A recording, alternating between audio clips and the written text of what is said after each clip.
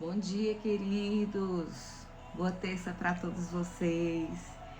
Que Deus possa ter dado uma noite reparadora, de sono reparador, noite de paz.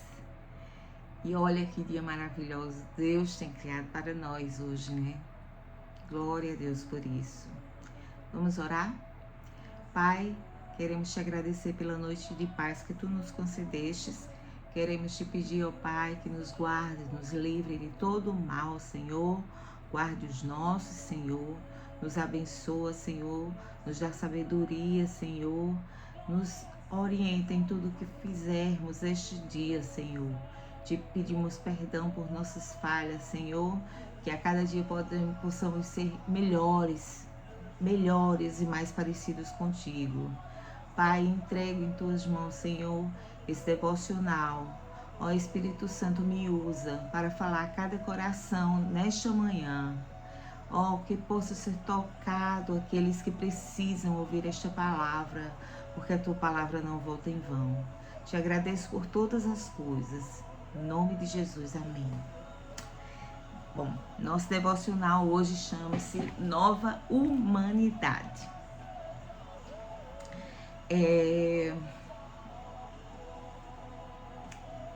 Uma galeria chamada Tate Modern, em Londres, ela fez uma série de esculturas, uma exposição. E em uma das exposições tinha uma arte, né, criada pelo artista brasileiro chamado Cildo Meirelles. E essa arte foi criada da seguinte forma: ele fez uma torre assim gigante com muitos rádios antigos. Fez uma imensa torre com vários rádios e todos eles ligados. E cada um, eles estavam sintonizados em programas de rádio diferentes. E aquele som que era emitido naquela arte causava um som que a gente pode chamar de cacofonia, que é um som indesejável, uma coisa incompreensível, assim, confusa e indecifrável, porque era uma desarmonia muito grande ali. E Meirelles chamou aquela arte que ele criou de Babel. Não sei se vocês todos conhecem a Bíblia e conhecem a história da Torre de Babel, mas a Torre de Babel, a original, ela foi feita por povos e liderada, ela não foi feita. Ela foi iniciada mais por povos e liderada por uma pessoa chamada Nimrod. Nimrod, ele casou com sua mãe, Semiramis. E ele queria fazer uma torre para que alcançasse os céus. Soa como alguma história que conhecemos, de alcançarmos a Deus e sermos como Deus. Lembra, né? Aquele anjo, que era o querumbi, que tinha pífanos e outros instrumentos sobre ele, era resplandecente e era um anjo belíssimo, e ele comandava ali uma área dos anjos, e ele era responsável pelos louvores dos céus, mas que ao ser colocado nesta posição, ele se achou melhor que Deus. Ele disse que ia subir até a altura do Senhor e tal, e ele ia ser como Deus. E Deus não divide honra, jamais. E quando Deus viu, ele foi e derrubou, tirou aquele anjo dos céus, e com ele tinha convencido uma terça parte dos anjos, e esses anjos caíram com ele, tornando-se demônios, não é? É o diabo e seus demônios. Ele era um anjo. E assim como o diabo, Nimrod e sua mãe Semira, mãe e esposa, convenceram o povo que precisava fazer essa torre. E essa torre estava avançando, avançando. E quando Deus viu aquilo, Deus disse: não, não vão fazer. Mesmo que fosse possível chegar aos céus, eu não vou permitir jamais isso. É um orgulho e uma soberba de querer chegar ao meu ponto. São criaturas minhas. Não, não vão ser reis da terra. Não, não é assim não, de jeito nenhum. E ali, Deus frustrou aquela tentativa da humanidade de alcançar o céu. E o que foi que ele fez? Ele confundiu as línguas. Todos que falavam uma só língua passaram a falar línguas diversas, e daí a origem do francês, do português, do inglês, do japonês, do russo, enfim, de diversas línguas que nós temos, espanhol e tal, e eles começaram a ficar muito confusos e foram incapazes de um ajudar o outro a mandar um entregar material ao outro, porque ninguém se entendia mais, ninguém conseguia se entender, e isso causou divisão de tribos. Aqueles que falavam um dialeto, uma língua, eles foram para um canto, outros para outro. Por quê? Porque juntos eles formavam uma cacofonia. Era indecifrável o som que estava saindo de tanta gente que não conseguia se entender. Eu quero ler em Atos 2:12 com vocês. A descida do Espírito Santo.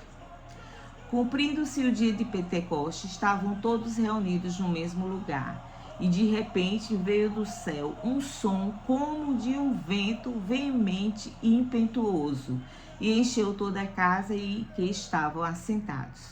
E foram vistas por eles línguas repartidas como de fogo, as quais pousaram sobre cada um deles. E todos foram cheios do Espírito Santo e começaram a falar em outras línguas, conforme o Espírito Santo lhe concedia que falassem.